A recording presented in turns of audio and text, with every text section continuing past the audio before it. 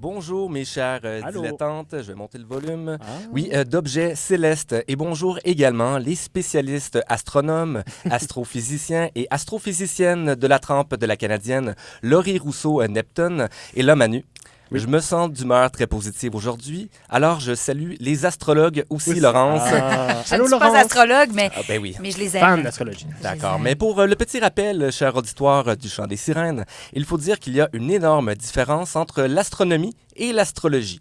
Du moins, cette différence-là est est bien plus importante que la différence entre un astronaute, un cosmonaute et un spationaute, par exemple.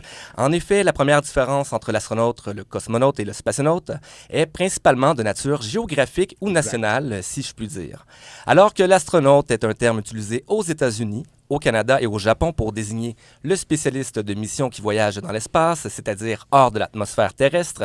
Le terme cosmonaute désigne plutôt les Russes et le terme spationaute est plutôt utilisé en France et par l'Agence spatiale européenne.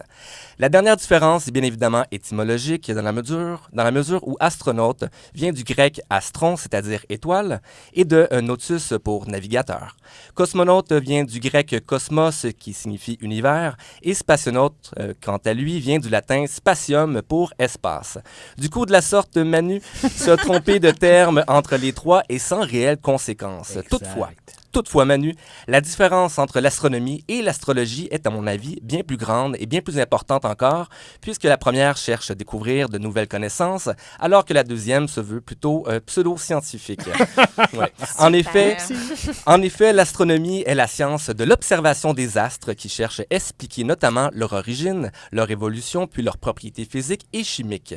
L'astronomie explore ainsi les mystères de l'univers, des étoiles, des planètes, des comètes et des les planètes deux fois. Ben oui, il y a plusieurs planètes de toute manière. Il y en a plein. Ben oui. Donc, autre nuance, l'astrologie, quant à elle, est plutôt un ensemble de croyances qui associe la position et le mouvement des planètes à des traits de personnalité ou à des parcours de vie. Bref, malgré le fait que l'astrologie soit controversée et qu'elle suscite de constantes critiques qui l'accusent notamment de manquer de preuves scientifiques quant à l'influence de la position des planètes sur notre personnalité ou notre vie, je décide néanmoins de saluer aujourd'hui les astrologues puisqu'ils ont eu raison cette semaine de croire que les astres peuvent influencer les comportements et les pensées des humains. Ben oui. Véritablement, c'est bel et bien en raison du mouvement des astres que des milliers de personnes se sont déplacées et rassemblées afin d'observer une éclipse solaire totale le 8 avril dernier.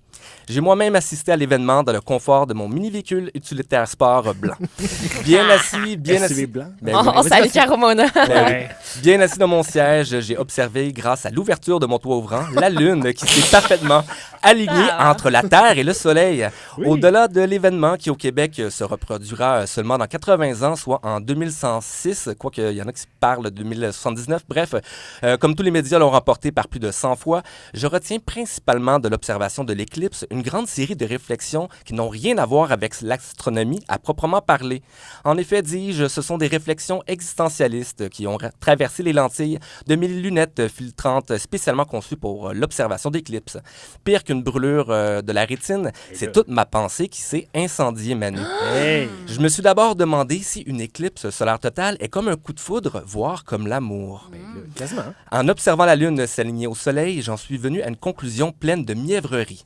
Tout comme une éclipse solaire, le coup de foudre amoureux est un moment où le monde semble se réaligner, où le temps s'arrête et où l'on ressent une connexion profonde entre soi et l'autre qui envahit tout notre champ de vision et qui devient de la sorte tout notre univers.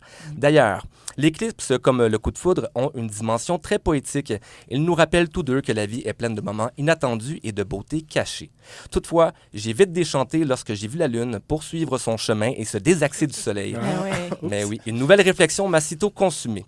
L'éclipse solaire totale et le coup de foudre sont des instants rares et fugaces, fragiles et instables, mais ils laissent une empreinte durable ou une trace profonde dans nos souvenirs et nos cœurs, comme les cicatrices d'un grand brûlé sur son corps. J'ai donc déchanté, je dirais même que j'ai désenchanté lorsque la Lune a disparu dans le ciel, qui retrouvait à la fin de l'éclipse son bleu, quelquefois appelé bleu-vert, bleu céleste, bleu de manganèse, bleu curélien ou simplement bleu cyan. Devant cette magnifique couleur bleue qui reprenait tranquillement le contrôle et le teint du ciel, j'ai décidé de combattre le désenchantement en redécouvrant l'art de la curiosité, en pratiquant la pleine conscience, en sortant de ma zone, je veux dire, de mes zones de confort, en me connectant à la nature, en cultivant ma créativité. Au terme de cette démarche, j'ai eu une illumination encore plus aveuglante que l'éclipse solaire totale du 8 avril dernier. Même si Céline Dion ne chante plus, je suis convaincu que l'amour existe encore. Même si la Lune et le Soleil ont perdu l'axe parfait qui leur permettait de se faire face, si le Soleil continue de tourner autour de la Lune en poursuivant néanmoins son petit emoji ou bonhomme de chemin, il y aura probablement un nouveau coup de foudre qui naîtra comme une étoile naine, et ce bien avant l'année 2106. Et si je me trompe, je vais te citer tantôt, Manu, je me souviendrai d'une phrase que l'on attribue parfois à Stephen King et parfois à un Chinois amateur de proverbes.